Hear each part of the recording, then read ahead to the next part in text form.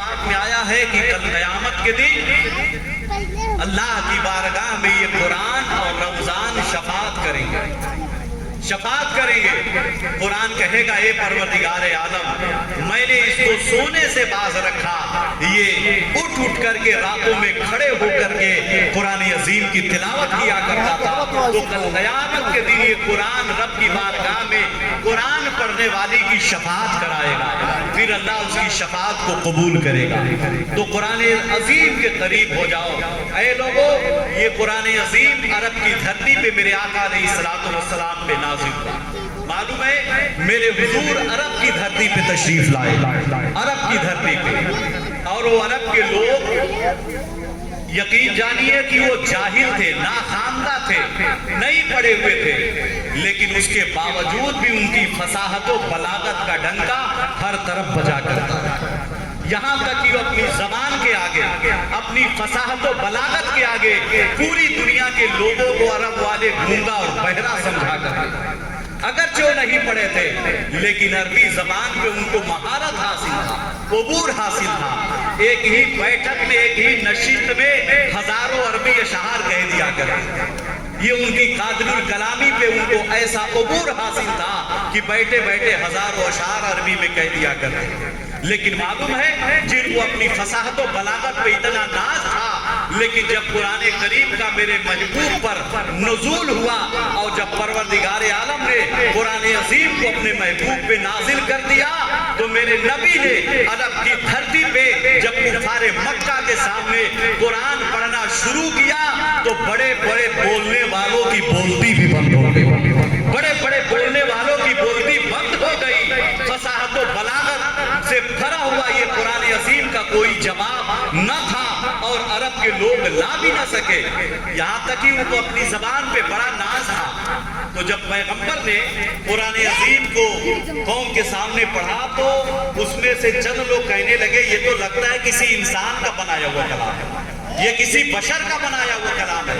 تو پھر قرآن نے انہیں چیلنج دیا کہ اے کفار مکہ، اگر تم قرآن کو کسی انسان کا کلام مانتے ہو تو فاتو بسورۃ من مثلہ، تو اس کے جیسے ایک سورت بنا کر کے لاؤ، ایک سورت بنا کر کے لاؤ، تنہا نہیں، اللہ کو چھوڑ کر کے پوری دنیا کے لوگوں کو شامل۔ اور یہاں تک کہ عرب کے لوگ قرآن کے جواب میں ایک آیت بھی بنا کر کے نہ لا سکے۔ ان کی زبان پہ اتنا عبور تھا اور اپنے آپ کو اتنا فصیح و بلیغ کہا کرتے تھے، بلکہ عرب میں ایک سال میں ایک میلہ لگتا تھا جسے بازار اوقاس کا میلہ کہا جاتا ہے۔ تو کیا ہوتا، اس میلے میں الگ الگ اسٹیج لگایا جاتا، بڑے بڑے شعراء آتے، عربی بولنے والے بڑے بڑے شعراء آتے، الگ الگ اسٹیج پہ بیٹھ کر کے اپنے اپنے شعر کو بولا کرتے، اپنے اپنے اشعار کو پڑھا کرتے تھے۔ تو جن کا سب سے اچھا اشعار رہتا تھا نا، تو ان اشعار کو سونے کے پانی سے لکھ کر کے خانہ کعبہ کی دیوار پہ لٹکا دیا جاتا، خانہ کعبہ کی دیوار پہ لٹکا دیا جاتا۔ پھر دوسرے دن بڑے بڑے شاعر آتے اس شعر کو پڑھتے، تو کوئی اس میں کمی نکالتا، کوئی اس میں زیادتی کرتا، کوئی اس میں کمی کرتا، اپنی اپنی طبع آزمائی کرتے، یہ ان کا مشغلہ تھا۔ لیکن ایک شخص نے رات میں سورہ انا اعطیناک الکوثر فصلی لربک وانحر ان شانئک هو الابتر پوری سورہ لکھ کر کے خانہ کعبہ کے دیوار پہ لگا دیا۔ اب جب صبح ہوئی بڑے بڑے شعراء آتے، اب وہ سورت کو پڑھتے، انہیں کیا پتا تھا یہ تو اللہ کا کلام ہے۔ اب پڑھتے تو اس میں کمی نکالنے کی کوشش کرتے، زیادتی کرنے کی کوشش کرتے، لیکن ان کے سارے دماغ فیل ہو جاتے، لیکن نہ کوئی اس میں کمی کر پاتا، نہ کوئی اس میں پڑھا پاتا۔ یہاں تک کسی نے جا کر کے لکھ دیا یہ کسی انسان کا کلام نہیں ہے، یہ خدا کا کلام ہے، اس میں کوئی تبدیلی نہیں آ سکتی، کوئی تبدیلی نہیں آ سکتی۔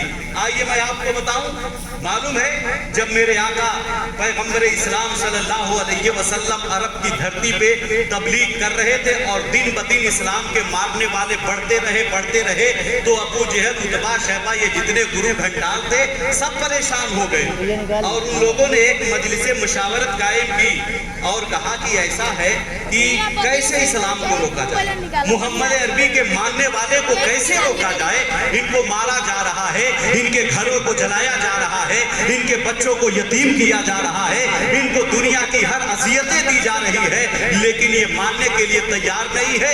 दिन ब दिन इस्लाम की तादाद में इजाफा होते चला जा रहा है, क्या किया जाए? तो लोगों ने उतबा बिन रबिया को बुलाया। ये बहुत बड़ा फसीहो बलीग आदमी था, शायर था, कादरुल कलाम शायर था, बल्कि उसे सहरुल बयान खतीब कहा जाता था। कहा जाता था कि उतबा बिन रबिया की आवाज में जादू है। वो जब वो कलाम करता, जब वो खिताब करता, जब वो तकरीर करता, तो लोग अश अश करते। तो कुफारे मक्का ने उतबा बिन रबिया को बुलाया और कहा कि तुम बहुत बड़े शायर हो, खतीब हो, और तुम्हारी आवाज में जादू है, तुम जाओ मोहम्मद इब्न अब्दुल्ला के पास जा करके उनको समझाओ, उनको मनाओ कि वो हमारे खुदाओं की खुदाओं को बुरा भला न कहे, अपने नए दीन की तबलीग न करे। उतबा बिन रबिया गया हुजूर के पास, जाके कहा कि ऐ मोहम्मद इब्न अब्दुल्ला, अगर आप दौलत चाहते हैं तो हम पूरी दुनिया की दौलत आपके कदमों में लाकर ढेर कर देंगे। अगर आप सरदार बनना चाहते हैं तो हम सारे लोग आपको अपना सरदार मुंतखब कर लेंगे, लेकिन खुदा के लिए हमारे खुदाओं को बुरा भला न कहिए और अपने नए दीन की तबलीग न कहिए। जब उसने ये कहा ना, तो फिर पैगंबर इस्लाम ने कुरान अजीम में से सूरे हाम मीम की तिलावत शुरू की। जैसे पैगंबर सूरे हाम मीम की तिलावत कर रहे थे, उतबा बिन रबिया कांप रहा था, उसका जिस्म कांप रहा था, उसकी दिल की दुनिया ज़ेरो ज़बर होने लगी। यहाँ तक कि बेअख्तियार उतबा बिन रबिया हुजूर की तरफ आगे बढ़ा और हुजूर के दहने मुबारक पे यूं अपना हाथ रख दिया, कहा ऐ मोहम्मद इब्न अब्दुल्ला, अब इसके आगे न बढ़ना वरना मेरा कलेजा फट जाएगा। अब इसके आगे मैं बर्दाश्त नहीं कर सकता।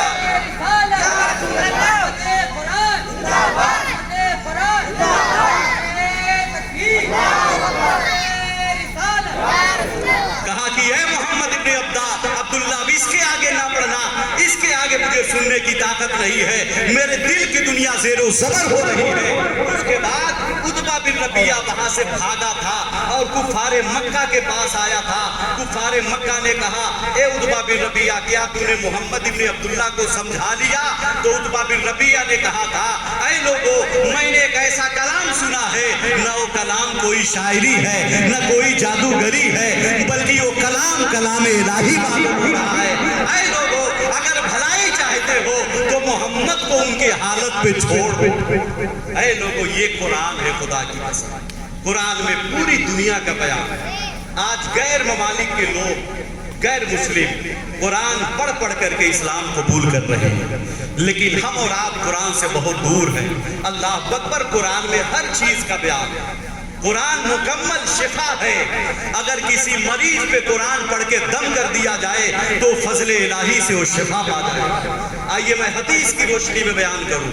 एक दिन हजरत अबू सईद खुदरी रज़ी अल्लाह ताला अन्हु फरमाते कि मैं हुजूर के साथ एक गज़वात में जा रहा था, तो हम लोग एक गांव के करीब पहुंचे, तो गांव वाले से कहा कि ऐसा कि हम लोगों को आज रात यहाँ ठहरने की इजाजत दे दो और हम लोगों के लिए खाने पीने का चंद सामान इकट्ठा कर दो। तो गांव वालों ने कहा कि हम लोग आप लोगों को नहीं पहचानेंगे, हम आपको यहाँ न ठहरने देंगे न खाने पीने की कोई सामान देंगे। हुजूर ने कहा कि काफिला आगे बढ़ाओ। हजरत अबू सईद खुदरी कहते हैं कि 40 अफराद पर यह काफिला मुश्तमिल था।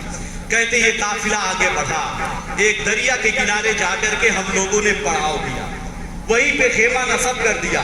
फिर क्या हुआ? कहते हैं कि थोड़ी देर के बाद गांव की तरफ से चंद लोग दौड़ते हुए आए हमारे पास। जब करीब आए तो उन लोगों ने कहा कि ऐ लोगों, आप लोगों में से ये बताइए, कोई झाड़ फूक करना जानता है? कोई झाड़ फूक करना जानता है? तो हजरत अबू सईद खुदरी कहते हैं कि उस वक्त तमाम सहाबा में मेरी उम्र सबसे कम थी, सबसे कम उम्र थी। मैंने कहा हाँ, मैं झाड़ फूक जानता हूँ। तो उन लोगों ने कहा कि हमारा जो मुखिया है उसको सांप काट लिया, चलिए आप झाड़ फूक करके उसको सही कर दे। तो हजरत अबू सईद खुदरी कहते कि मैं चलूंगा, लेकिन एक शर्त पर। तो उन लोगों ने कहा कौन शर्त है? तो हजरत अबू सईद खुदरी ने कहा कि मैं झाड़ फूक करके मैं सही कर दूंगा, लेकिन उसके बदले में मुझे 40 बकरियां चाहिए, 40 बकरियां चाहिए। तो उन लोगों ने कहा ठीक है, हम आपको 40 बकरियां देंगे। حضرت ابو سعید خدری کو وہ لوگ لے کر کے گاؤں گئے. حضرت ابو سعید خدری پہنچے, انہوں نے دم کیا, جھاڑا پھونکا, یہاں تک کہ وہ بکھیا صحت یاب ہو گیا, صحیح ہو گیا. اب 40 بکریاں ان لوگوں نے حضرت ابو سعید خدری کے حوالے کیا. 40 بکری لے کر کے جب قافلہ میں پہنچے تو قافلے کے لوگوں نے کہا کہ ہر آدمی ایک ایک بکری ذبح کر دے. حضرت ابو سعید خدری نے کہا کہ نہیں, ٹھہرو, ابھی ہم ذبح نہیں کریں گے. اس وقت حضور کہیں دور گئے ہوئے. کہا کہ جب حضور آئیں گے ان سے مسئلہ پوچھ لیں گے کہ یہ کھانا جائز ہے کہ نہیں, تب ہم ذبح کریں گے. تو تھوڑی دیر کے بعد میرے حضور تشریف لے آئے. تو حضرت ابو سعید خدری نے کہا یا رسول اللہ ایسا ایسا معاملہ ہوا. میں گیا اور شرط لگایا, میں نے کہا کہ 40 بکریاں دوں گا تب میں جھاڑ پھونک کروں گا. ان لوگوں نے مجھے 40 بکریاں دی, میں نے جھاڑ پھونک کیا, وہ آدمی صحیح ہو گیا, اللہ نے اسے شفا دے دیا. تو میرے آقا علیہ الصلوۃ والسلام نے فرمایا ابو سعید خدری یہ بتاؤ تم نے کیا پڑھ کے دم کیا تھا؟ تو حضرت ابو سعید خدری کہتے ہیں یا رسول اللہ آپ ہی نے فرمایا ہے کہ سورہ فاتحہ کا دوسرا نام سورہ شفا بھی ہے, سورہ شفا بھی ہے, یعنی اللہ نے اس میں شفا رکھا ہے. یا رسول اللہ ہم نے سورہ فاتحہ یعنی الحمدللہ شریف پڑھ کر کے دم کر دیا, اللہ تعالیٰ نے اسے شفا دیا. میرے نبی فرماتے ہیں ابو سعید خدری جائز ہے, اب بکریوں کو ذبح کرو اور اس میں میرا حصہ بھی نکال کر کے رکھ دو. اللہ اکبر, یہ ہے قرآن. آج ہم پریشان ہیں, ہمیں یقین ہونا چاہیے اللہ کے اس کلام پر اگر سچے دل سے پڑھ کر کے کسی مریض پہ دم کر دیا جائے سورہ فاتحہ تو انشاءاللہ وہ مریض شفا پا جائے.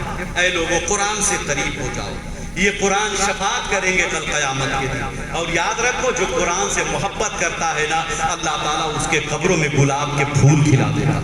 آپ کو نہیں معلوم قبر کھودتے کھودتے ایک شخص کی قبر کھل گئی, اس کی قبر سے خوشبو آنے لگی, گلاب کھلے ہوئے تھے.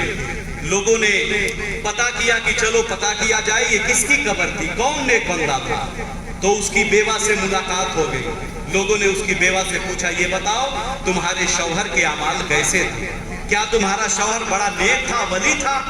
تو اس عورت نے کہا کہ میرا شوہر کوئی پڑھا لکھا نہیں تھا, جاہل آدمی تھا, لیکن وہ فجر کی نماز پڑھنے جب مسجد میں جاتا اور لوگوں کو دیکھتا کہ قرآن مجید لوگ کھول کر کے بیٹھے ہیں قرآن پڑھ رہے ہیں تو پھر وہ روتا اور روتے ہوئے مسجد سے گھر آتا اور الماری سے قرآن عظیم کو نکالتا, اس کو چومتا, آنکھوں سے لگاتا, سینے سے لگاتا, سر پہ رکھتا اور صبح صبح قرآن عظیم کو کھول کر کے بیٹھ جاتا اور قرآن عظیم کے سطروں پہ آیتوں پہ انگلیاں پھیرتا اور رو کے کہتا میرے مالک مجھے پتا نہیں کہ یہ کیا لکھا ہے, افسوس کہ میں قرآن پڑھ نہ سکا, لیکن مولا جو بھی لکھا ہے وہ سچ لکھا ہے, جو بھی لکھا ہے وہ حق لکھا ہے. مولا یہ تیرا فرمان ہے, جو بھی لکھا ہے سچ لکھا ہے. وہ بیوہ کہتی اس کی یہی معمول تھی, روزانہ قرآن عظیم کھول کر کے کہتا مولا یہ تیرا فرمان حق ہے, یہ تیرا فرمان حق ہے. تو اللہ رب العزت کو